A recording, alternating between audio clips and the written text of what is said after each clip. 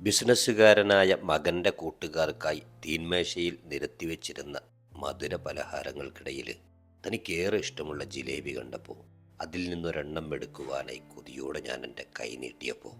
അറിയാതെ എൻ്റെ കൈ തട്ടി തീന്മേശയിലിരുന്നൊരു ഗ്ലാസ് താഴെ വീണ് പൊട്ടിപ്പോയി. അത് കണ്ട ഉടനെ എൻ്റെ പൊന്നുമോൻ ഞാൻ അവൻ്റെ അച്ഛനാണെന്ന കാര്യം പോലും ഓർക്കാതെ അവൻ്റെ കൂട്ടുകാരുടെ മുന്നിൽ വെച്ചെന്നെ ഉച്ചത്തിൽ വഴക്ക് പറഞ്ഞു. അത് കേട്ട് നെഞ്ചു പൊട്ടുന്ന വേദനയിൽ ഞാൻ എൻ്റെ മുറിയിലേക്ക് നടക്കുമ്പോൾ വഴക്ക് പറഞ്ഞ മകൻ കുഞ്ഞായിരുന്നപ്പോൾ ഇതുപോലെ എന്നെ കാണാൻ വന്ന കൂട്ടുകാരുടെ മുന്നിൽ വെച്ച് എൻ്റെ മടിയിൽ കയറിയിരുന്ന് കൂട്ടുകാർക്കായി നിരത്തിവെച്ച മധുര പലഹാരത്തിൽ നിന്ന് അവനിഷ്ടമുള്ളതെടുത്ത് പാതി മാത്രം കഴിച്ച് ബാക്കി അവിടെ ഉപേക്ഷിച്ച തൻ്റെ പൊന്നുമോനോട് ദേഷ്യമൊന്നും തോന്നാതെ അവനെ നെഞ്ചോട് ചേർത്ത് പിടിച്ച് തലയിൽ തലോടിയ നിമിഷങ്ങളിലെ ഓർമ്മകൾ മനസ്സിലേക്ക് പെയ്തിറങ്ങിയപ്പോൾ എൻ്റെ